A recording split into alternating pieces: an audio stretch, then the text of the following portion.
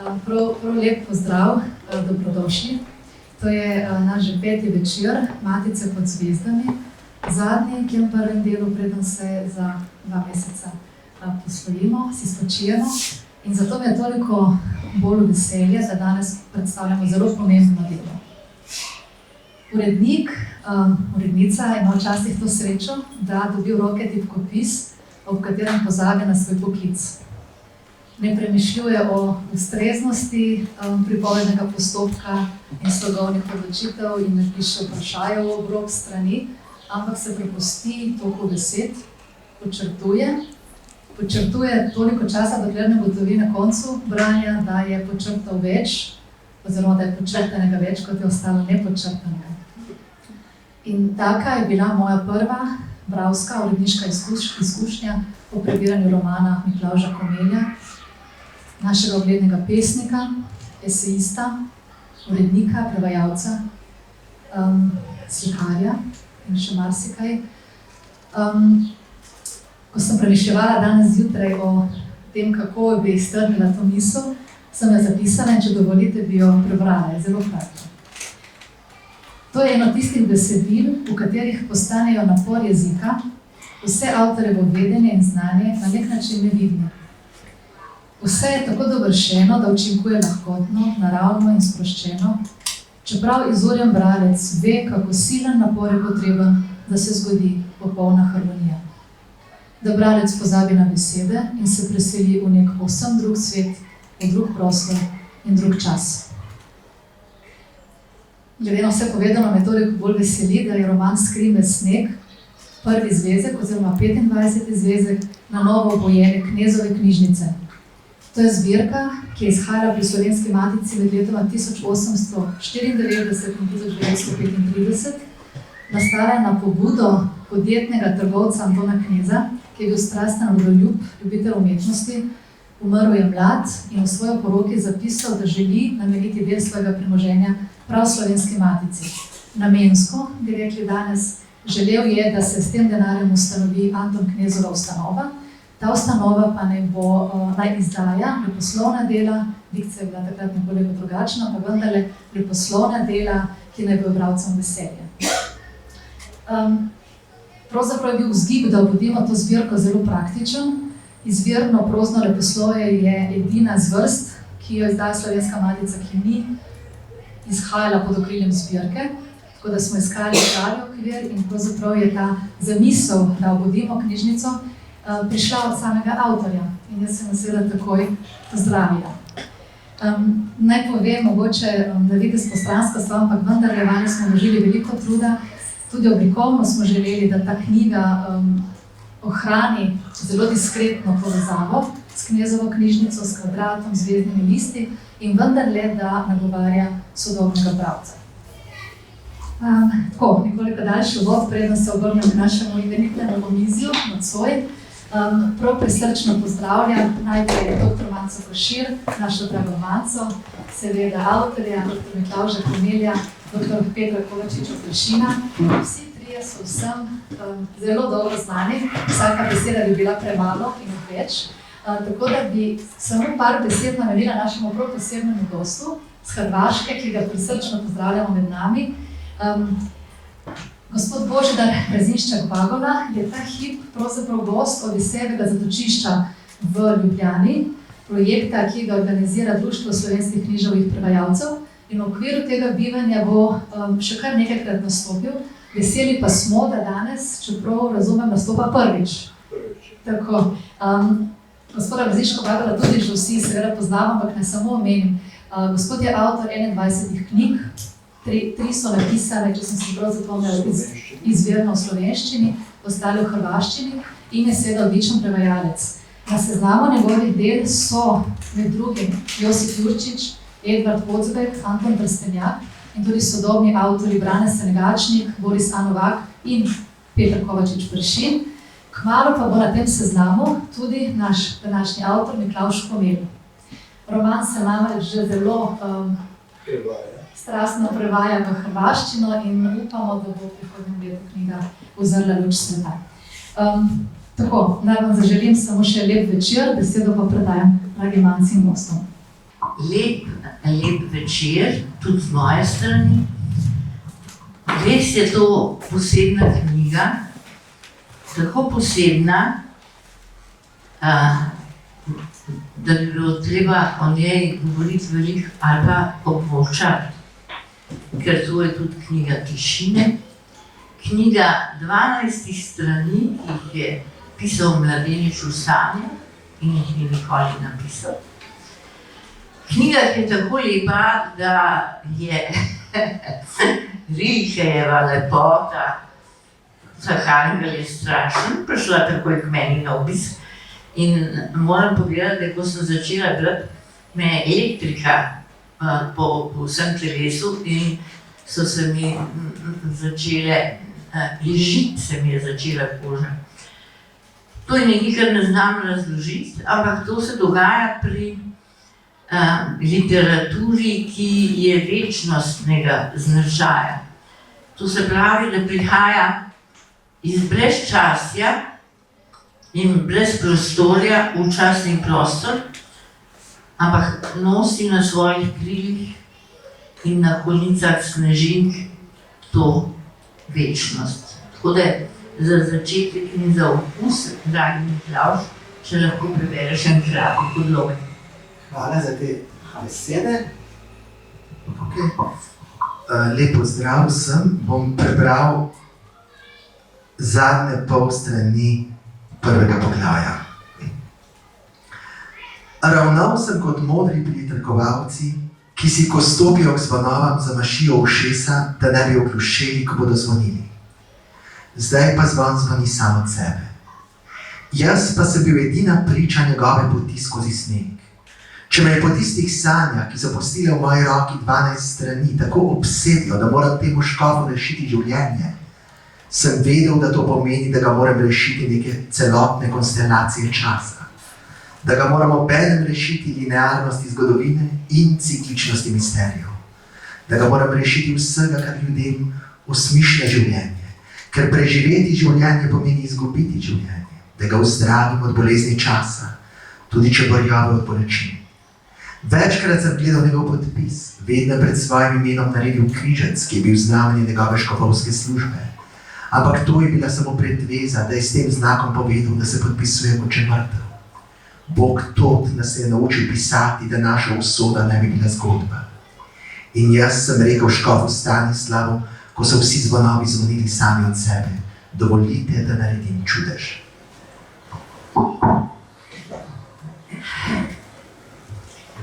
Torej, spoštovani Miklavž, knjiga je posvečena, to sem prvič videla v slovenski knjigi, duši Stanislava Leniča. Zdaj nekateri bodo morda zaradi tega posvetila menili, da ti pišeš knjigo o Stanislavu Leniču, morda celo njegovo biografijo.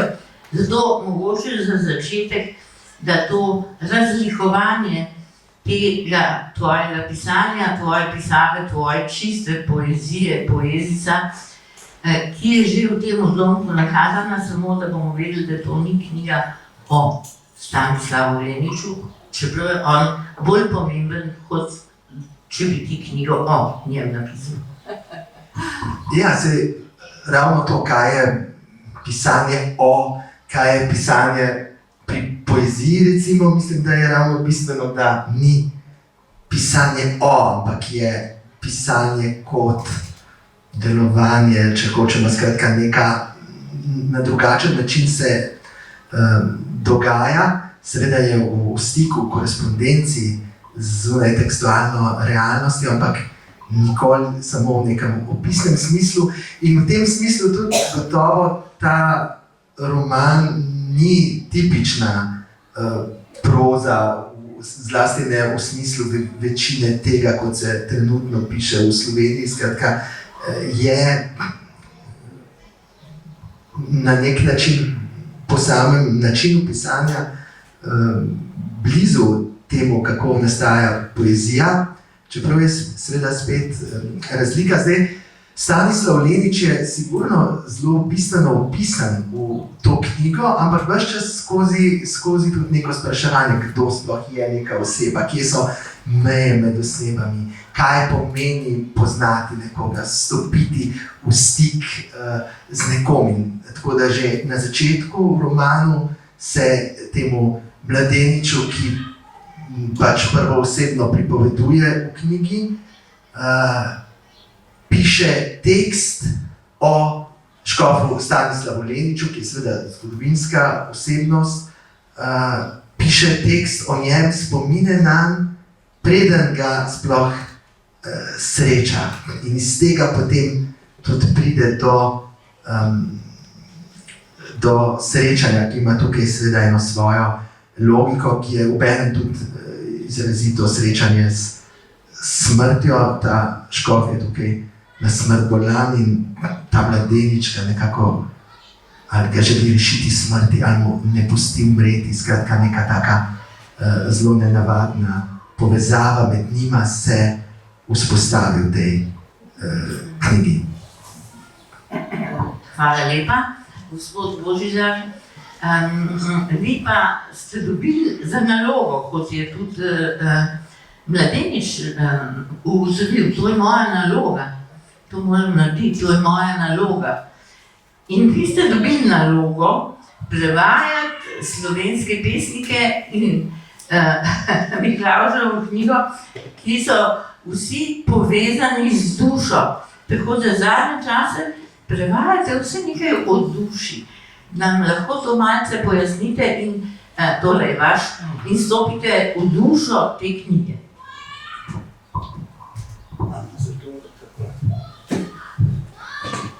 Slišimo? Ne. On. Dobro večer, lep pozdrav vsem. Jaz bi najprej hotel povedati to, da z dušo, da me je najbolj razveselilo, ko sem slišal, da bo ta pogovor vodila duša Manca Košir. Ja. Moja duša, stara duša. Zato, ker se od zdavnaj poznavam, namreč leta 1967 sem kot vojak v Skopju prebral, da je filmska zvezda Manca Košir gostovala v Nišu na nekem festivalu, zvezda pa normalno iz babajnega filma Breza. Breza in Brezniščak je to v sorodstvu nekakšno. Tako da se že od leta 1967 poznava. Morda sem tudi srečal za časa svojega študija v Ljubljani od 68. do 70. Ampak takrat sem se navduševal za misijonsko delo z reveži na Madagaskarju, kjer so pač skupaj stanovala s Pedrom in Peko v Majstrovi ulici in hodila poslušati teološka predavanja na Poljansko cesto. Mene je kaj malo to navdušenje izpuhtelo iz mene, Petra pa je zadržalo in je postal misionar in je napravil kar nekaj čudežev na Madagaskarju in danes je kandidat za Nobelovo nagrado, kar mu od srca želim. Sedaj pa k romanu o duši. Pravzaprav že nekaj romanov pred tem začel sem, če navedem Podzvek, ampak v zadnjih 6 letih sem začel z Lojzetom Kovačičem. Njegova knjiga Prišleki, v 2 knjigah je išla v hrvaščini. Potem je Kristalni čas, roman, ki ima 2 poglavja.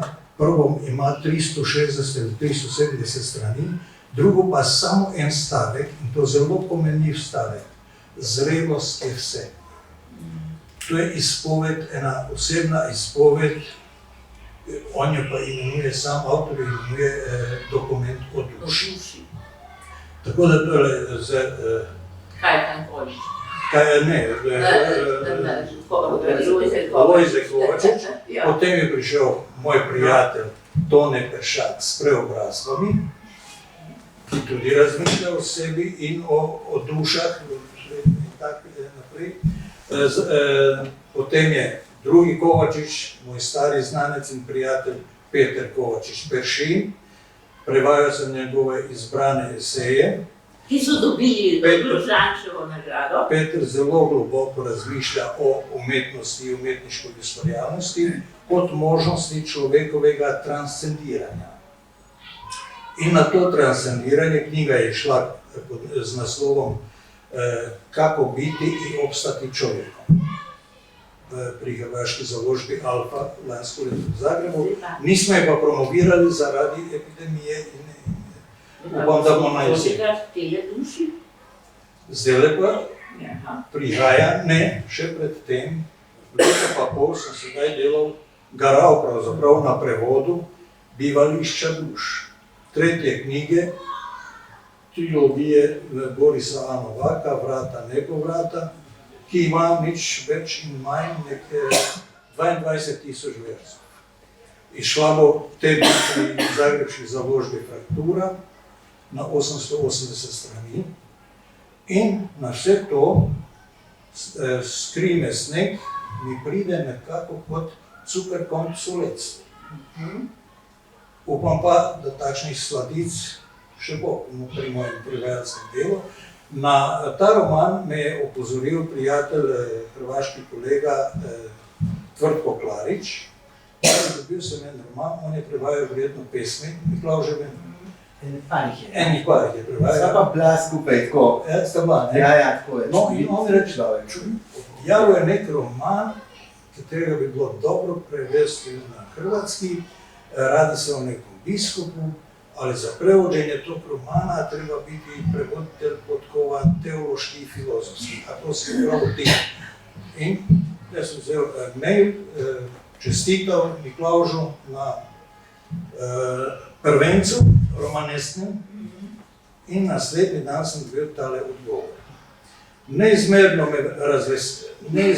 me je razveselil vaš mail s knjigo v priponki. Namreč poslal smo pa v priponki vsebino svoje knjige, ki je lansko leto išla, Zdravica, dobrosusjedstvo Hrvata i Slovenaca. Moji eseji, razmišljanja in tako naprej, ker sem pač 3 mandate bil tudi župan obmejne občine Hum na Sufli in sem veliko stikov imel z Slovenci, že tudi kot župan. Torej, tako zanimiva je ta vaša knjiga, da sem je kar velik del že prebral takoj. In s tako čudovito toplino je napisano. Vsekakor si glede na vsebino vaše knjige ne predstavljam bolj idealnega prevajalca za moj roman, kakor ste vi, če vas bo knjiga pritegnila. Res bi mi bilo velikansko čast. Tudi meni kot prevajalcu je to velikansko čast. 6 poglavij je že prevedeno. Sedaj sem dobil tole rezidenco Sovretov kabinet v Dolu pri Hrastniku, 4 tedna, od 3. julija do 31. julija. In jaz mislim, da bo do 31. julija knjiga prevedena in prihodnje leto bo išla. Toliko duša. Dobro, da ste tudi pesnik, ker to knjigo ne more prevesti duša, ki ni pesniška. Peter Kovačič Peršin, ti si knjigo že prebral. In kaj pa je tebe najbolj nagovorilo v tej knjigi? Kje se je tebe dotaknila? No, bom začel malo teoretizirati, če lahko, ne? Da pridemo. Torej, ta roman je po mojem skromnem mnenju več ozirih novost in presega sedanjih diskusij literarnega pisanja pri nas. Seveda ga lahko mi nekako vštemo v maniero magičnega realizma, ne? Ko sem začel brati, sem najprej dobil asociacijo na roman Borislava Pekića Kako pomiriti vampirja. Ja, vse se slišimo. Ker snimamo to zgodovinsko. Preveč zgodovine. Torej, zakaj ta asociacija? Zato, ker je to roman, ki skozi pripoved, ki je zelo poetična, in je seveda tudi ves čas v prostoru simbolne govorice, kot poezija, ne? Vendarle roman, ki razčiščuje neko našo preteklost. Ne na način, da bi hotela dati kakšne posebne sodbe, ampak ves čas v tem diskurzu, ki je značiln za magični realizem, namreč, da ves čas govori v nasprotjih in v simbolih in skozi to izpoveduje svoje temeljno sporočilo. Zdaj, če bi hotel, torej, te naše travme iz druge svetovne vojne so tukaj seveda en podton, ki se skozi cel roman vleče. In so pa seveda vpletene, kako bi rekel, kot neke nitke, ki nas ves čas na neko realnost pripeljejo. Jaz mislim, da je ta izbor, oziroma ta odločitev, da je roman zasnovan kot fiktivno srečevanje mladeniča z ostarelim škofom, pravzaprav na drugi strani tudi odpira nek diskurs sekularizirane družbe naše z nekim temeljnim sporočilom krščanstva. A to se te je dotaknilo, Peter? Tudi to, ne? Ne, ker ti zdaj govoriš, kaj ti misliš, jaz bi pa tako rada, da bi se pogovarjali duše, kaj smo občutili, kaj smo doživeli, kaj nas je nahranilo, kaj nas je zadel. A je to možno, Peter? Sveda, jaz sem zelo racionalen človek in vedno tudi poezijo doživljam na zelo racionalen način.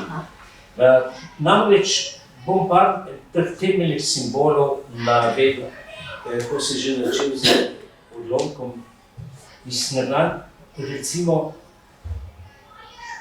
en ključen stavek se mi zdi tega romana: vonj snega je izprav vonj počas. V tem, v tej presvetlitvi, se kaže način, kako stopaš v realizem življenja in ga hkrati dvigneš seveda na neko metafizično strukturo, če govorim z malo filozofskim jezikom. Drug tak simbol, ki se pri tebi ves čas ponavlja, je glas. In en ključni stavek je: glas je izgubil vsak pomen in je bil smrt, od katere je odvisen vsak smisel sveta. To je zopet ena izrazito metafizična misel, ki razkriva pogled duše na to našo stvarnost. Tretja, mogoče še bolj paradoksalna misel je simbol poti. Tukaj pravi avtor, ne gre za to, da se pride od ene točke do druge točke pri poti, ampak za to, da se postane drugo bitje. In še en stavek: pot, ko hoče brezmenost ene same točke. V tem je zjedrena vsa pravzaprav zgodba tega romana, ki ves čas govori o neki poti, o nekem srečavanju, ki pa je ves čas samo fokusirana na izpoved notranjosti, lahko rečemo na izpoved duše. Druga vrednota tega romana je, da seveda presega to, kar je v naši literarno-zgodovinskem spominu zabeleženo o magičnem realizmu, da pravzaprav se vse čas giblje v območju nihilizma. To je ravno nasprotje. Tu si presegal to temeljno eksistencialno stisko in si ustvaril pravzaprav nek svet popolnega smisla. In ko govoriš o veri, o religiji, seveda govoriš z jezikom ulice in praviš, ja, religija kot eksces, ampak religija tudi kot svoboda. Kot prostor svobode, ker v njem ni nič, kar velja za svobodo. Seveda za svobodo v tem smislu, ki jo razume ta prostor kot svoboda za, kot svoboda popolne razpuščenosti in tako naprej. Torej, če govorim o tem romanu, govorim kot o neki izpovedi, lahko rečemo duše, lahko rečemo nekega poetičnega naziranja, ki vrača v ta literarni prostor slovenski, ki je res zasičen z nekim nihilizmom, z neko brezizhodnostjo, predvsem pa je, če tako rečem, ves čas se zgublja ali pa ostaja v abdominalni legi človeškega življenja, tukaj presega v neko transcendenco, ki je tukaj, ki je ta stvarnost, ki je naša realnost. In v tem je pravzaprav, po mojem mišljenju, temeljno sporočilo tega romana. Hvala lepa, Peter, hvala lepa. Nekaj navdihujočih stavkov si izbral, ki pa vsi govorijo, da to ni vezano samo na preteklost, ker struktura in eden od smislov tega romana je sočasnost, da se davnina, preteklost, sedanjost, prihodnost zdaj vse hkrati dogaja. To pa ni toliko magičen realizem, ampak misticizem se mi zdi bolj. Ampak ne bomo tle teoretično, zato bom kar tebe prosila, Miklavž, da odgovoriš na nekaj Petrovih iztočnic, ki so seveda zelo pomembni. Odgovorim, mislim, jaz sem jih predvsem pač poslušal kot ne kot vprašanje, ampak kot pač izhodišča. Gotovo vse te stvari, ene so, jih imam v zavesti od teh, ene nekoliko manj, recimo zelo mi je zanimiv, to mi je vedno zanimiv izbor, ko nekdo kateri stavki, ne, to mi je zelo, je seveda ta odnos med, tudi kako je opisana v neko podton zgodovina, to seveda je zelo zavestno, hkrati tudi zelo zavestno pravzaprav problematizacija nekega precenjevanja zgodovine, pa prevelike odvisnosti, zasvojenosti, traumatiziranosti z zgodovino kot tako. Tukaj ta mladenič na nek način stopi v ta škofijski dvorec v 80-ih letih, ki seveda je pač spet z ene perspektive posebne, ampak na nek način je dosti realistično opisan z neko zelo posebno kombinacijo, ki seveda spet združuje različne čase, po eni strani spomin na neko staro slavo teh knezoškofov, po drugi strani neko uboštvo, v katero je postavljena v času socializma ta cerkev, recimo danes je najbrž ta dvorec popolnoma, oziroma je, kolikor sem bil, popolnoma drugačen, popolnoma drugo vzdušje, hkrati neki spet čas nekih zgodovinskih prelamanj, ki so pa tukaj gledan, ta mladenič vstopi v ta prostor pravzaprav z hoteljem, da si celo zapisuje kot nek kronist neke stvari, ampak zavestno si zapisuje stvari, ki pravzaprav s katerimi zgodovina nima kaj početi. Takrat se pravzaprav dogaja, to se vidi tudi iz tega veliko stvari, pač te zgodovinski prelomi, knjiga je postavljena, dogajanje, pač to zunanje v čas 1987 do 1991, ki je pač sploh v slovenskem prostoru 30-letnica osamosvojitve slovenske in tako naprej.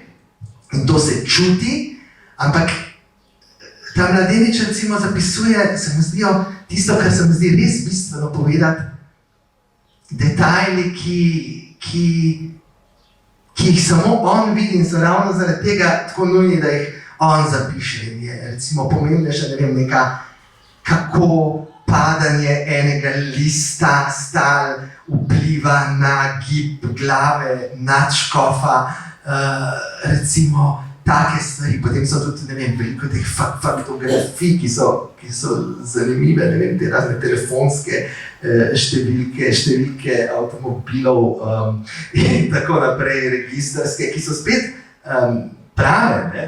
So zelo zanimive, recimo. In ne prave. In potem prihajajo iz to ravno to, kaj povejo, o čem povejo, ali pa dajejo misliti, ne? Spet tudi postavljajo take hecne prostore, recimo, ne vem, telefonska številka nadškofa v škofijskem dvorcu, takrat, to so očitno dodeljevali,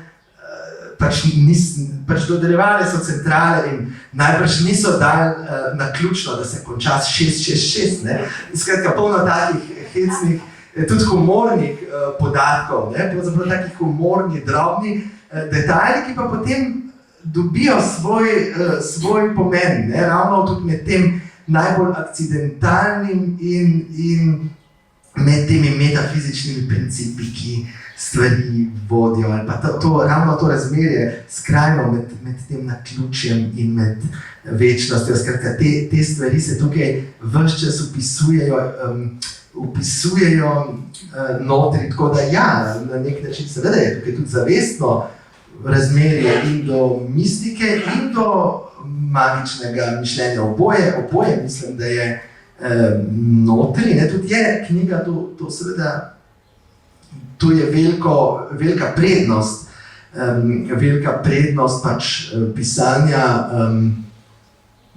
recimo, če pišeš, ne vem, o nekem času, neko razpravo ali pa roman, če pišeš, ne vem, neko razpravo, zelo hitro se ujameš v neke poenostavitve, ne vem, ko tukaj je ravno bistvena ta kompleksnost, ta protislovja, v katerih, ki so kot taka pokazana, ki so pravzaprav tudi labirintska lahko, kjer ni čist jasno, kje je humor, kje je nekaj zelo resno, tudi ta mladenič prav zavestno te lege preizkuša v bistvu z nekim humorjem pristopi, pa potem zelo resno postane, kar je na začetku humor, ali pa se potem tisto zelo resno spet dobi humorno dimenzijo, skratka, ampak ta humor ni nek humor, ki bi nekaj degradiral, ki bi razveljavljal, ne? Ampak je prej en tak... Presegel. Tako, ja, to poskušanje, mislim, da je zelo zavestno v sami knjigi, ima pa seveda zdaj strukturno, kako je ta knjiga napisana, ima tudi zelo veliko neke intertekstualnosti, podloženosti z raznimi, recimo, tudi zavestno strukturami, ki so pa spet v nekih odlomkih kažejo, ne vem, ponekod uporabi določene fragmente, ki so povzete po egipčanski knjigi mrtvih, potem rahli določeni strukturni elementi, ki so povzeti po Gralovem mitu, ki so, skratka, kar nekaj takih stvari je, pravzaprav so se potem kakšne stvari seveda tudi kasneje, ko je bila stvar že napisana, še odkrivala, recimo tukaj ima zelo pomembno vlogo, imata tudi pisava in glas kot taka, ne? meni je zelo blizu, seveda ta Flaubertov želja, jaz bi pisal samo stavke in tukaj je na koncu tudi en omaž Flaubertu z nekim citatom, ki je napisan dejansko z roko Stanislava Leniča, en Flaubertov citat, to je pravi citat, nisem si to izmislil, tega zapisati s škofovo roko. Po drugi strani, če sem govoril, stavki... A Fletcher lahko vključim? Ja, prosim, ja. Samo za pojasnilo, Mladenič se je na neki ravni tako identificiral, na neki ravni, da je bil njegov glas, škofov glas, tako je občutil na neki ravni glasil, ki so zatrepetale. Posnemal je njegovo pisalo in je pisal tako, kot je pisal škof Lenič. In to je spoznam, ker umrl moj prijatelj Marjan Rožan, se je meni pisala spremenila. Sem rekla, kdo je že skop pisal? In pa sem našla eno njegovo pismo in sem videla, da sem začela kar pisati z njegovo pisalo. To so eni pojavi, ki so realni, ampak razložljivi pa ne ravno najbolj. Zato bo gospod prevajalec, ki more dihati s to knjigo. Ja, zelo veliko je tih protoslovij. Pesloja je rekel, a ne? In kaj je najtežje pri prevajanju, so ti lažni prijatelji. Besede, ki so skoraj istega pomena, so pa različne v slovenščini in v hrvaščini, oziroma v kontekstu dobijo čisto različen pomen. In jaz sem imel to srečo, da tele žive avtorje, ki sem jih prevajal, od Toneta Pršaka, Senegačnika, Petra, da sem z njimi komuniciral. In vsako prevajanje bi skoraj, sem dobil eno knjigo, ko smo izmenjavali maile in tako naprej. Ravno zaradi teh lažnih prijateljev, ki jih treba specificirati. In s Komeljem zelo dobro sodelujeva od prvega dne. Je veliko stvari in da nisem študiral teologijo v Ljubljani, veste, da ne bi mogel prevesti te stvari. Enostavno. Škof Lenič je pač bil posvečen za škofa, ko sem jaz prišel študirati v Ljubljano in sem ga poznal. In dvorec dosti dobro poznam, Stari grad tudi dobro. Tako da tu enostavno morate ta ambient poznati, drugače bi to bil čisti kiks. Zdaj pa imamo pa še eni temi, prosim, Miklavž, ki se mi zdi ključna za ta roman, pa nismo rekli še nobene besede, to je smrt. Smrt pisana z malo in smrt pisana z veliko. Ti imaš v romanu, kot smrt pisana z veliko, je nekaj povsem drugega, kot smrt pisana z malo. In vendarle Mladenič spremlja to umiranje škofovo, ampak mu ne dovoli umreti, ker to bi bila smrt pisana z malo in se raje oddalji in prekine svoje komuniciranje, ker zaupa smrti z velikim S. Tako da še nekaj o smrti, ki je tukaj ena od nosilnih tem. Ja, to vsekakor je. Je roman o smrti in tudi o fascinaciji, o neki grozi pred smrtjo in fascinaciji s smrtjo hkrati.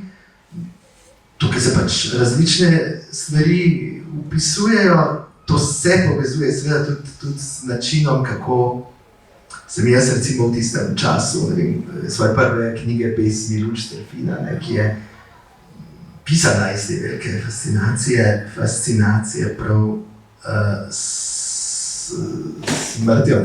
Tukaj tudi je noter vključenih pravzaprav nekaj verzov pravih iz tistega časa.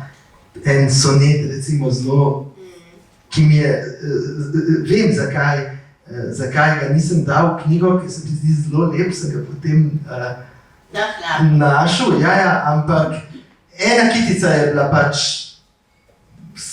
slaba, no, zato je brez nekitice tukaj citiran, ne, ampak zato ni prišel v knjigo. Zdaj, po svoje težko zdaj opisujem to, ne, zdaj to vsak, ki bo bral, bo drugače v to vstopu tukaj. Tudi seveda smrt na nek način odpira pogled, na nek način tudi zapeljuje, zastira eno tako dvojno, na nek način je eno ključnih mest, je recimo mesto, kjer škof direktno vpraša, reče temu mladenču, zakaj mi ne pustiš umreti. No, se nekje tukaj umakne točno na tej točki, ne, ko je hkrati izjemno ga fascinira smrt, ampak ne pusti umreti drugemu. Ne, tako je neka taka travmatična točka, ki ni razrešena v romanu, ampak pravzaprav roman jo postavlja konec romana postavi pravzaprav na nek način v začetno situacijo, lego, skratka je nekaj, s čimer se mora šele zares soočiti, ta, ki to piše. Kaj je vstavki, boljše prebereš?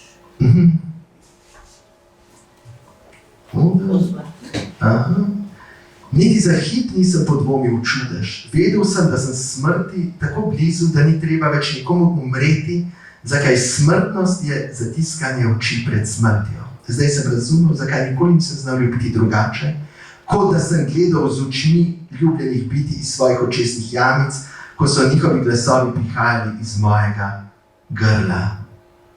To je dejansko ena taka, tle sem eno osebno izkušnjo opisal v ta način doživljanja, ne samo v tem smislu ljubljenih biti prav ljubezni, ampak način doživljanja tega čutenja, ne vem, obraza. To mi je zelo pogosto bila, zlasti v tem času bolj otroškem, recimo, ena zelo zanimiv način čutiti se kot različna bitja. Ne? Tukaj potem naprej spet o teatru govori odlomek. Ne? Skratka, tukaj je tudi moment teatra seveda noter, ne? Ravno s to izkušnjo. Smrt je pravzaprav precej teatralna in tudi na začetku knjige je recimo prepoznaven referenca tukaj na smrt igralke Duše Počkaj, ki je spet na ta način. Smrti ne, nisem bil takrat na odru. V sanjah? Ja, v knjigi tukaj je, se pojavlja, jaz sem mislil, da jaz sem se jo seveda tudi poznal v otroštvu, ampak je tukaj nastopa noter, ja, in jo vnaprej vidi nekako to smrt na odru in potem na koncu dejansko se tle kot nek oder spet postavlja. Ne? Skratka, ta moment te odra, teatralnosti, preobleke je tudi eden od bistvenih momentov, prek katerega tega mladeniča, ki pripoveduje, fascinira svet katolicizma, s katerim se tukaj ukvarja, pravzaprav trenutek, ko se nekako identificira, stopi van, je trenutek, ko sedi v gledališču in potem seveda te ornati, te liturgična oblačila, ta barok, ki je zelo navzoč na nekaterih mestih, je tudi strukturno, recimo, so neki taki omaži, neki baročni sintaksi, ne toliko slovenske literature, ampak recimo bolj te romanske baročne literature. Ne. So pa noter tudi seveda opisi, ne vem, teh poslikav, katedrale ljubljanske, ne, in tako naprej. Skratka, ta omaž baroku je kar en bistven moment in seveda barok spet teatralizira smrt, je obseden s smrtjo, jo kaže kot figuro, kot teatralno figuro. Ne? Tako da tudi tukaj nastopa ta povezava. No, ker danes promoviramo tvoj roman, Ne, se bom jaz še kar tebe držala. In tvojega naslova Skrime sneg, ki je po Srečku Kosovilu, ne, mislim, vers, ne. Drugač pa je sneg tudi igralec in temelj te pripovedi, se je vendarle gre v sanjah škof skozi sneg. In potem imaš eno pesem, ne vem, če jo že prevajate, o snežinkah, dolgo 10 tipkanih strani, ne, kjer gre za eno zarotitveno poezijo v bistvu, kjer se stavki ponavljajo, kakor se ta čas v teh svojih ciklusih tudi ponavlja, ne, kot se večnost spušča z nekim ponavljanjem. In zelo me je presunilo, da je pa 30 strani romana pa molitev rožnega venca. In ta molitev se mi zdi zelo podobna spet, kakor te snežinke. Spet neki te besede ustvarjajo neko posebno vzdušje in te besede, tako sem kar videla, snežinke padajo z neba na tla, ta molitev pa stav v nebo. Tudi neke snežinke v besedju in praviš, ne, molil je Stanislav in ta molitev je bila njegova velika skrivnost in ni besed, s katerimi bi jaz lahko več povedal, kot je povedala ta molitev. In če berete teh 30 strani, ste res zadeti, mislim. Ker v neko drugo stanje, ne. Torej, še kaj o teh misterijih snega. Ja, to mi je izredno všeč, ta vaše opažanje, ta snežinke padajo gor, ta gor, ne, ker tukaj se vzpostavlja neko tako kroženje med tema dvema poglavama, gotovo, in tudi to, da je pač, to je recimo en tak najbolj, bi rekel, tveganih v odnosu do bralca, najbolj tveganih odlomkov, ne, zdaj kako bo reagiral bralec na to, ali bo, ne vem, znervirano, ali bo to sprejel, ali bo bral, ali bo preskočil, ne, tudi malo nek moment tazga preizkušanja, hkrati zelo resno te besede, ne, da so njegova skrivnost neke besede, ki so seveda, ki jih vsi ponavljajo, ki so splošno znane, ampak so tukaj na en drug način videnja, ne, tudi na nek način upodobitvi, na nek način pa omogočajo še neko globlji vstop vanje. Ne. In tako je tudi ta pasaža o snežinkah je zelo ključna, res lahko se jo kot pesem v prozi gleda, ki spet pri njej sem imel prav, sem si vzel na nekaterih mestih, skratka, gre za snežinke, tako kot, ne vem, molitev, vsi poznamo, je pač se ponavlja, znana vsakomur, ampak tukaj z neke druge perspektive videla, tako kot snežinke, ne, si pa predpostavljamo, jih poznamo, hkrati so pa tukaj ta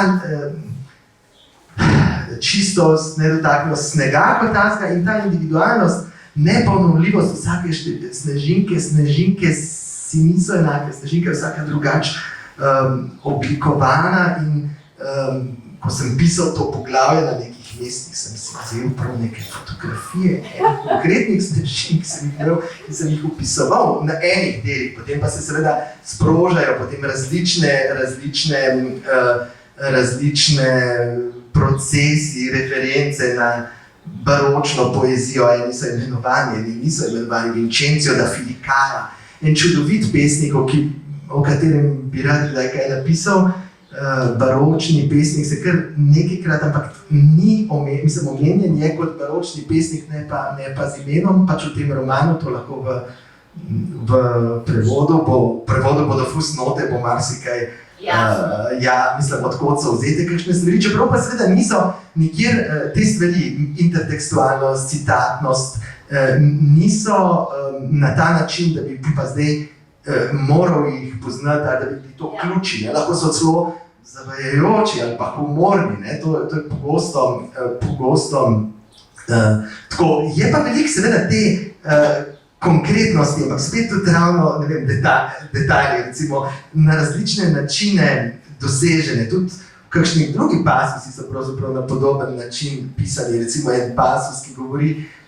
ki razmišlja bolj nasplošno o škofu, tik preden on pade in se pač tako poškoduje, da ne more več hoditi, ena taka pasaža, kjer vstopa na nek način v njegovo notranjost, potem pa detajli, spet taki zapisi nekih datumov, nekih, kdaj ta mladenič vidi škofa, potem so vmes dani recimo fragmenti iz popevk, ki so točno iz tistih let, ki so tisti detajli, skratka, ne, so neke take stvari, ki so na nek način, zgodovina nima kaj z njimi, na nek način dajo to konkretnost. Ne? To mi je mogoče malo vplivalo, kdo je en slaven fotograf, pa se zdaj ne spomnim, kateri pa slaven, tam še pred drugo svetovno vojno, ne vem, ima fotografije, ne vem, koliko da bi bilo ena bilka trave, pa ne vem, New York, ne vem, 27. april 1942, ne, ta zgodovinski detajl z nečim, česar ne povezujejo z zgodovino. To me je zelo fasciniralo, recimo, ne, ali pa tudi ta konkretnost, ki je. Ja. O zgodovini, ker tukaj ta roman ima seveda do zgodovine eno neverjetno distanco, ker zgodovina mu ni isto, kot je zgodovina nam. Ja, to poskuša gledati na nek drugačen način, kar je seveda sploh delikatno, ker tukaj se dotikam pač tem časa in življenja, ki ga je preživel dejansko škof Stanislav Lenič. Tukaj seveda neki, prej smo rekli, ni roman o njem, so pa seveda nekatere stvari, recimo, ne vem, te citati, ki so kot citati njegovi, so iz njegove, ne, ali pa iz teh, in tudi zelo traumatičnih, tudi nekje iz zapiskov, ki jih je delal, ki v zaporu pač po nareku teh, ki so ga zaslišvali in tako naprej. Tukaj, skratka, dotika se nekih najbolj traumatičnih točk slovenske zgodovine 20. stoletja, ki so dejansko travma neraščiščena, še vedno danes se mi zdi prav kot neko tako prekletstvo nad temi kraji ali pa pod temi kraji in zelo redko je pravzaprav, zelo redko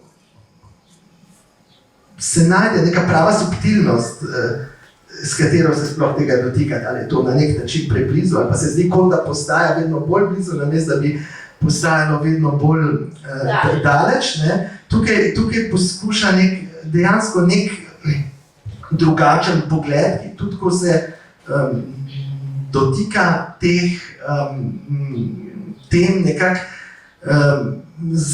zavrača to, da bi bile te teme izhodišče za identifikacijo, ne? Da bi se zdaj postavilo, čeprav seveda so tudi notri seveda izjave, ki pač postavljajo stališče, ne mogoče ne postavljati stališča, ampak vendar delujejo prek tega, da v bistvu različne perspektive z drugom soočijo in pravzaprav se prelivajo. Tako, ja.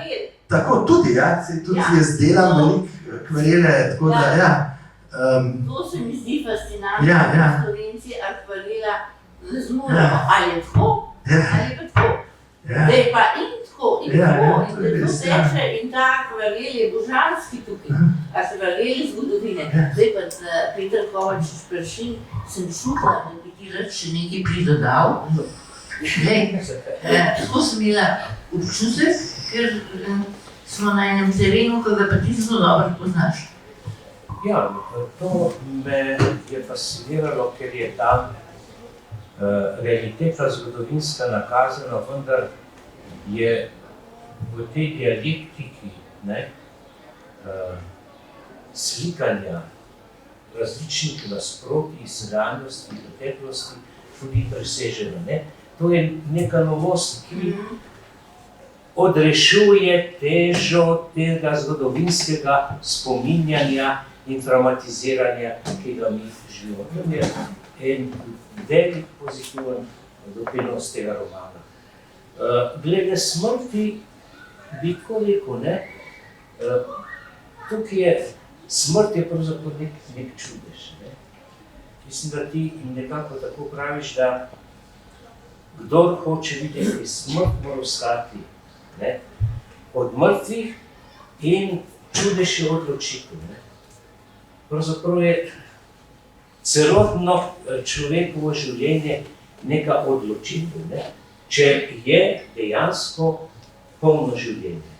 Da ni to, kar danes pravzaprav opažamo, da je množično življenje pravzaprav nek vicej.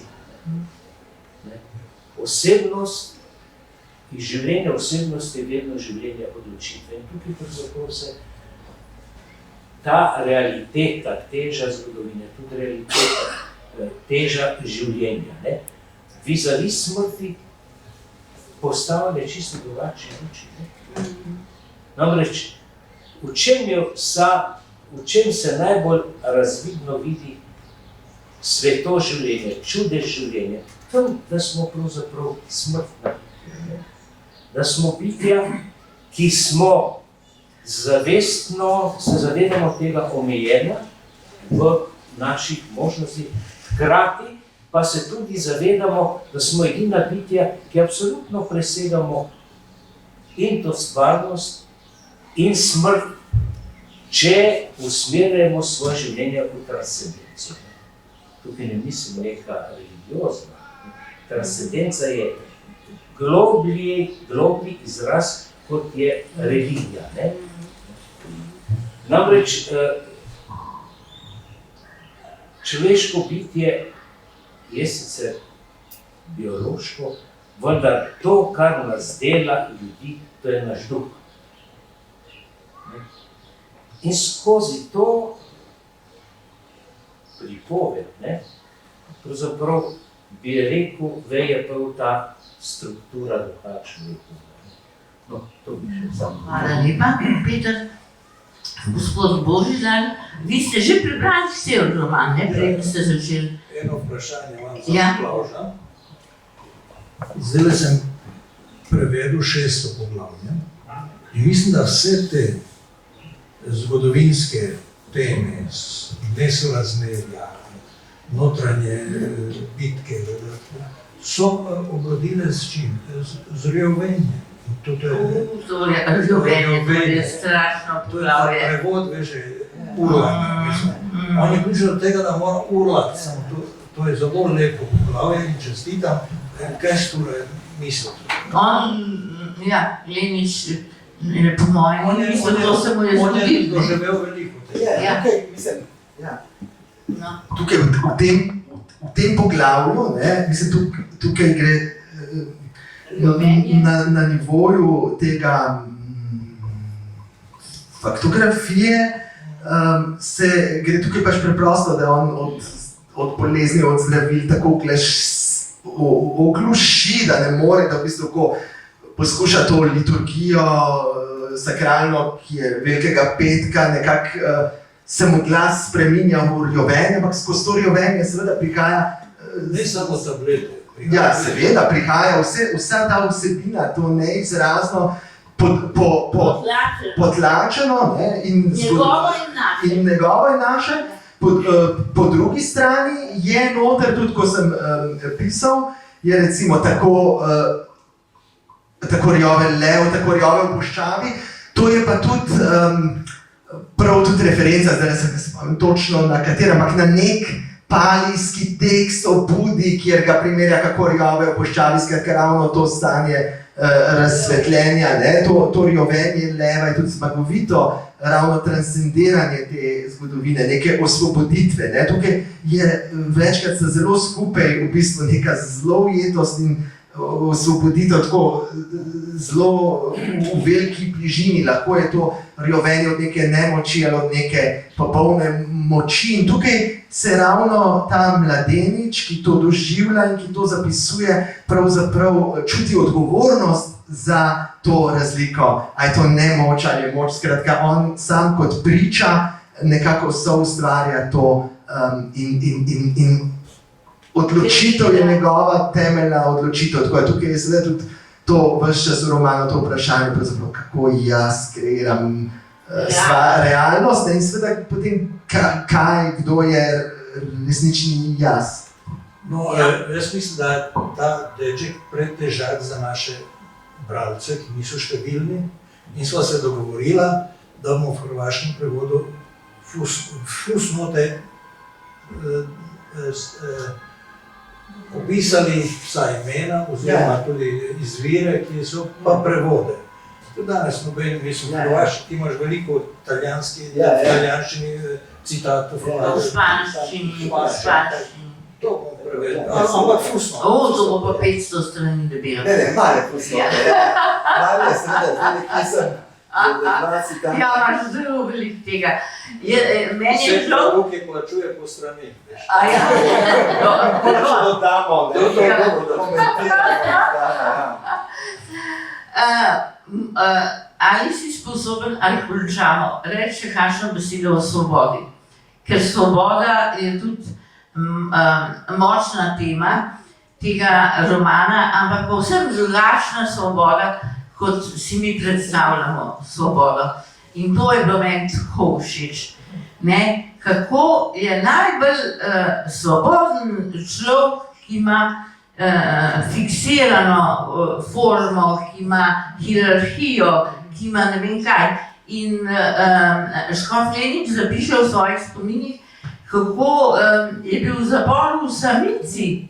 V samici je doživel, če lahko rečemo na narekovajih, razsvetljenje. In eno neverjetno svobodo, kjer so ga strašili in mogoče pred tem, da bi ga še ubil. In Vitomir Zupan isto napiše in meni osebno je velikokrat rekel, jaz sem bil najbolj svoboden v zaporu. In to si pa mi malo težko zamislimo, to vrstno svobodo. Imaš mogoče kakšen stavek za konec? To je ključno vprašanje. Ta roman tudi eksplicitno govori o svobodi, ker si ga zastavi ravno vprašanje, zdaj je svoboda tisto, kar ni videti svoboda. Zdaj seveda Škof Stanislav Lenič, Vitomir Zupan v delu celo v istem času sta bila v hudih zaporih, seveda dve zelo različni osebnosti v odnosu do življenja. Hkrati pa je tukaj skupna točka. Vitomir Zupan reče, jaz si ne pustim svobode ven vzeti, ko ga v Levitanu, tisto je čudovit odlomek. Je pa zdaj ravno to vprašanje, kaj je svoboda, zelo pogosto danes se razume, da je svoboda kot neka, razpuščenost, neka... Ali izbira. Tako, recimo Srečko Kosovel ima v enem odlomku, ki sem ga imel čast iz zapuščine prvi transkribirati, ima en tak zapis, ki tudi piše o svobodi, in reče, če dela človek svoje dejanja v polni zavesti svoje svobode, to je samo obvladovanje. To je tudi zelo seveda lepa misel, tako da o tem se vprašuje in seveda tudi se vprašuje o tej transformaciji danosti ali pa nujnosti ali pa prisile v svobodo. Pravzaprav, kar je povezano s tem vprašanjem tudi odločitve, kaj je neko, zdaj kakšne, ne vem, metafizične tradicije, recimo sufijska, tudi je opisana, sufijska tradicija ima recimo, ne vem, da se v bistvu temeljna odločitev eksistence zgodi pred telešjem ali pa celo pred začetkom sveta, skratka, da vsa bitja v bistvu se odloči, da že to, kar je odločitev. Ampak to je zdaj seveda ni zdaj opis neke, to je lahko seveda tudi izhodišče za manipulacije, ne, če bi tako rekli, ampak tam gre ravno za to, da se vstopi v tisto točko, v kateri se ta odločitev dogaja, ne, da se transcendira čas. In ta roman pravzaprav to poskuša, ne, skratka, ta mladenič in škof sta vsak svojega vidika zelo zavezana svobodi. Ta mladenič išče v svetu, ki na prvi pogled ga ne bi povezval svobodo, ampak ravno z nasprotjem, s hierarhijo, z nekimi starimi tradicijami, išče ravno svobodo, ravno z neko veliko svobodo vstopi v nek svet, v katerem je svet tudi veliko bolečine, ker je to tudi nek svet, ki izginja, zelo veliko je tega izginjajočega sveta, ki ga pa tukaj neko drugo časovnost poskuša prenesti. Ja. Hvala lepa. Torej, vabimo k nakupu in branju tega fascinantnega romana. Hvala lepa Miklavž Kovelj, hvala Peter Kovačič-Peršin, hvala gospod Božidar Bagol, hvala vam. Danes je največ vreden dogodek, na katerem je malo ljudi. To je eno spoznam tega romana, ker ni v količini, ampak v zvestobi, v tem, da nekaj isto. To imaš ti večkrat tako lepo, v istem je večnost. Hvala lepa. Lahko še kaj dodam?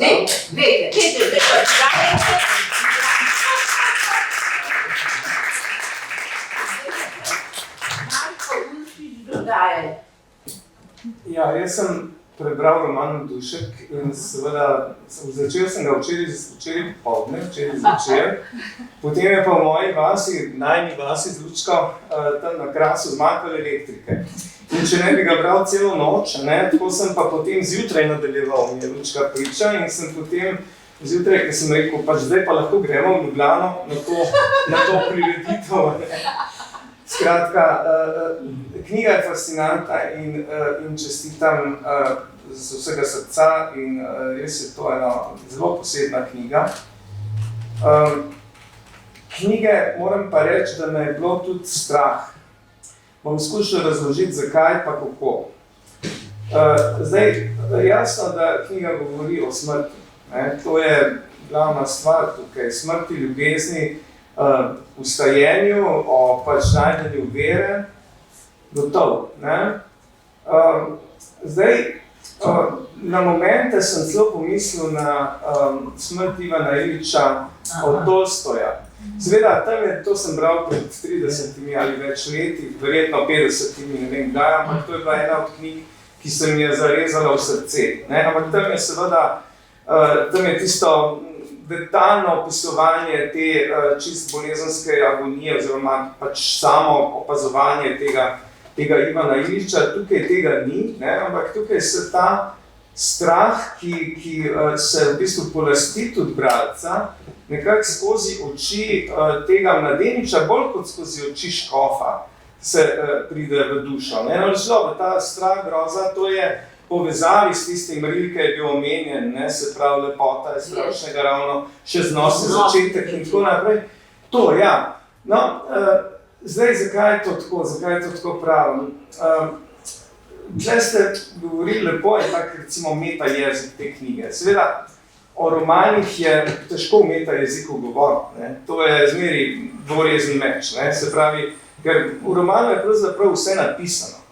Treba ga je prebrati. Zdaj, je pa tudi lepo, da se nekaj o njem pove, gotovo. No, zanimivo, da tudi Miklavž je ves čas si govoril v tretji osebi, o tem mladeniču, čeprav pišeš v sami knjigi v prvi osebi. Zdaj, jasno, jaz vem, to tudi na vse zadnje iz lastne izkušnje, nekaj knjig sem napisal v svojem življenju, čeprav ne v prvi osebi, večinoma v tretji osebi, ampak ta odnos med avtorjem in protagonistom je zelo kompleksen in kompliciran in tako naprej, to drži. Ampak tukaj je neka specifika, ravno ta mladeničev tvoj, vprašaj, krst.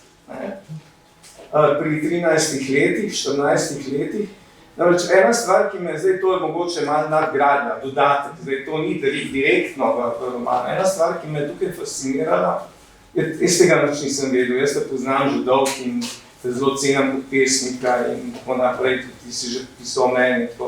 Ampak nisem vedel teh stvari, nisem vedel, da si imel to srečanje, verjetno mnogi drugi tudi ne.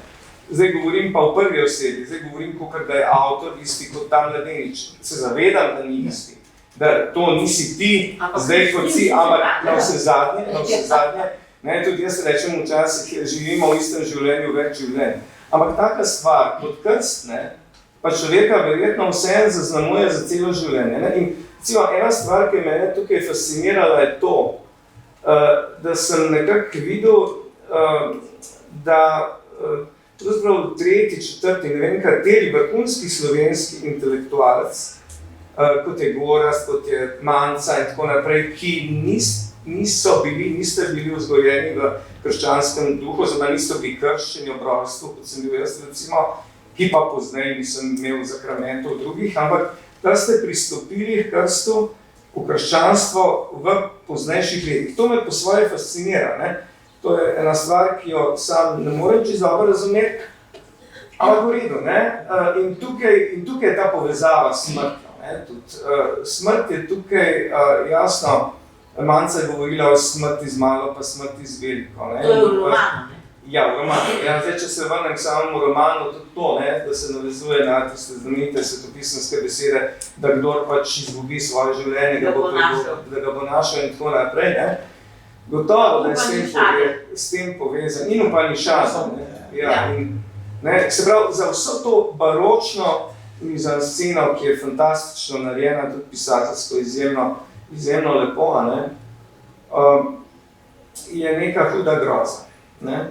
Zdaj, mogoče ne tvoja, moja je bila kot avtorja. Kot bralca? Ne, kot bralca, se pravičujem, kot bralca. Občutil sem hudo grozo, ki se navezuje ne samo na, jasno, da je to je tudi Škof Lenic, to je realna oseba, ne, jaz sem šel še enkrat pregledati na internet vse o njema, ne, dobro sem vedel približno, kdo to je, ne, in tako naprej. In jasno, kdaj je umrl, tega nisem točno vedel letnice, tako, ne, 1991. Ena je ta groza te naše zgodovine. Ena je groza te naše, se bom takoj končal, no, samo še to mogoče. Ena je groza te naše zgodovine, ki pač tu na nek način zelo sublimiran, subliman način se v bistvu tukaj kaže v ozadju, o tem je govoril Peter prej, ne. Drugo je pa ta čisto osebna, kako bi rekel, eksistencialna groza smrti, ne, ki je zlasti v nekaterih poglavjih te telesa, ki se razkraja, ki odhaja, ne, in hkrati ta Mladenič, se pravi, ki si bil ti, kljub vsemu, a ne, če nisi zdaj ta hip si bil takrat to ti, verjetno tako jaz to berem, tudi kot nek avtobiografski roman, kot neko izpoved, ki je v nekem smislu podobna in Avguštinu in Paskalu in tako naprej, ki jo tudi omenjaš. Se pravi, to iskanje lastne vere, ne. Zdaj, mogoče sem jaz to drugače narobe razumel, mogoče pa te groze ni, ampak mislim, da je bila in zdaj seveda tvoj odgovor v tem romanu je to najdenje, bi rekel, odrešitve ali pa recimo odrešenja v krščanstvo. Sicer mogoče reči, če ni tako, ampak jaz sem tako... da bo umrlo sonce. Ja, to je bistveno tam, ja, pismo je groza sonce. Jaz sicer ne berem knjige v tem smislu, da bi bila, ne vem, pravzaprav celo obratno, ne govori ta Mladenič, ki doživi to grozo v bistvu pred izginotjem sonca in se približa religiji, krščanstvu, on noče se s tem zakriti grozi, ampak pravzaprav hoče še bolj vstopiti vanjo. Skratka, ni tukaj, da bi bilo, ne vem, saj jaz ne vidim v tem smislu, da bi zdaj to, ne vem, sporočilo romana, ne vem, v religiji se rečeš groze, ne? V bistvu gre za, ja. Ne, prav, nisem mislil tako enostavno. Ja, mislim, tudi v bistvu je en tak predvsem ambivalenten odnos ves čas do krščanstva, no? Mislim, je mogoče več do bolj tematizira pravzaprav to, prav katoliško tradicijo, baročno, bolj kot mogoče se mi zdi, da so tudi, ne vem, tako kot, ne vem, Upanišade so zelo bistvene, recimo celo ključne, ne, mogoče celo bolj kot krščanstva, pa tudi egipčanska tradicija, ne, skratka ta tako, religiozni fenomen, to pa vsekakor zelo, ne, tako da, in seveda tudi moment krščanstva, ne bi pa rekel, da je pa, da je, ne vem, v romanu krščanstvo kot odgovor, ne, to mislim, da ne, celo ravno mladenič se v trenutku, ko se da krstiti, pravzaprav neko distanco zavzame do tega, ravno zaradi tega, ker je to pač vključitev v neko skupnost, družbo, medtem ko njega fascinira, pravzaprav on se približa temu svetu ravno zato, da bi se nekako ven iztrgal iz družbe. Ne? Tukaj potem nastane taki zanimivi paradoksi, ne? In tudi seveda te časovni. Je pa seveda pisano z nekim naklonjenim odnosom in spoštovanjem. To pa je izrazito, ne? Tako da ni to, ne vem, pri nas, ne, v Sloveniji včasih tako, ne, če tematizira, ne vem, krščanstvo, da že mora biti, ne vem, blasfemično. Ne bomo. Tukaj tega ni, ne. Da ne bi zdaj zašli. To je vse. Jaz nisem na tem nivoju govoril. Ja, razumem. Absolutno ne. Ja, nisem mislil, ja. To je vse v redu. Jaz sem pa tudi to obrl na nek notranji. Meni se zdi krst, zlasti ne v rojstvu, pač v rojstvu večinoma tako, ampak krst poznej je ena zelo resna stvar. Recimo moja sestra se je krstila pa 18. In to so resne stvari. In tukaj pač jaz ne govorim, da je zdaj krščanstvo odgovor na smrt v tem romanu konkretnem. Vsej to jaz nisem mislil. Ampak recimo ni pa naključje, da je ravno Škof Lenič tukaj, da je ta mladenič, da ima toliko recimo enih, teh biografskih povezav s teboj, s tvojim življenjem. Iz tega se ne da popolnoma uiti. To so stvari, ki nas vežejo. Jasno, da je, zmeraj je literatura, je kvazi realnost in tako, mislim, to drži, zmeraj je ta distanca, ne, in to. Ampak dejstvo pa je, ne, da je to v bistvu, ali se motim, da je to neka tvoja tudi avtobiografska izpoved. Mislim, sigurno je tukaj zelo malo izmišljenega, tukaj je veliko avtobiografskih elementov, ne bi rekel, če je prava beseda avtobiografska izpoved, je pa seveda tukaj to srečanje z Škofom Stanislavom Leničem, tukaj ključnih srečanj v mojem življenju in je opisano v roman, tako da tukaj sigurno. Je pa zdaj ravno to, kaj je avtobiografija, ne? O tem se pa tudi sprašuje. Mladenič, ki tukaj govori, ne? Že ko si mi neke dogodke, ne vem, priklicujemo, neka ta zgodba je popolnoma, se je to, ne? Ta zgodba je lahko popolnoma, mislim, on si ravno prizadevajo pravzaprav obdržati s tem, da si zapisuje, da bi si neko zgodbo, za katero vnaprej pravzaprav ve, da je zame pomembna, si jo zapisuje, ampak tam, ko pa pride do res bistvenih stvari, si pa neha zapisovati, ne, to je tukaj bistveno. In te 12 strani ni bilo nikoli napisano. Tako, ne, to so nenapisane strani, tako da ta knjiga teh pravzaprav materializira nekaj nenapisanega, ne, v tem smislu. Tako je, pisuje s prstom v pesek. Ja, to je zanimivo, teh 12 strani, ne? Ker bralce recimo pobereš, ne? Najprej pomisliš, kje bojo zdaj. Ne? In potem rečeš, mogoče teh 12 strani v rožnem vencu, ne? Ampak tam je 30 strani, ki sem jih preštel, ne 12. On misliš, ja, mogoče na koncu, ne, v zadnjem poglavju, ampak tisto je krajše. In potem, ko prideš do konca, v bistvu vidiš, da je to 12 belih strani. Ja, je pa tudi 12 poglavij. 12 Poglavij pa je 12. Ja. 12 post. Ne, to je izjemno. Ja, Zdaj pa končajmo, zato da bo lahko mladenič izklopil kamero in potem pa lahko še naprej se debatiramo. Tako da, Kozmano, hvala lepa. Jaz sem hotel samo eno asociacijo, ko sem bral, se mi je lik tega mladeniča asociiral na Bezuhova iz Tolstojega Vojne in mir. Namreč, ko ga zaprejo, ne, v tisti zapor, a ne, on pravi, pa kdo bo zaprl mojo nesmrtno dušo? Moja nesmrtna duša je svobodna. In to je pravzaprav jedno temeljno sporočilo. Mladenič je zaprt v realiteto, v svet podzavesti, namreč tukaj je celovita osebno zavest, ki je en odsek našega bitja, ne, duševnega, in veliko polje podzavesti, ne, ki se ga pravzaprav malo zavedamo. Ja, ampak No in da iz vsega tega on, iz te vse groze, lahko rečeš, a ne, se dvigne prav s tem, ko vidi svojo nesmrtno dušo, ki vse premaga. Ne? In išče to brezsmrtno lastno dušo.